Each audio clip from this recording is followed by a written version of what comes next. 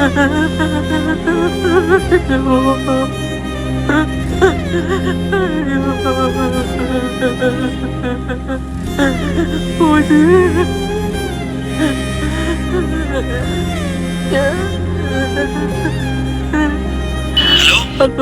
ஏய் கேக்குதாடா? ஏய் உனதான்டா கேக்குதா? சாப்பிட்டியா இல்லையா? என்னடா பண்ற? ஹலோ, என்ன பேசுறது கேக்குதா இல்லையாடா? என்னாச்சுடா? அழுதுட்டு இருக்கியா?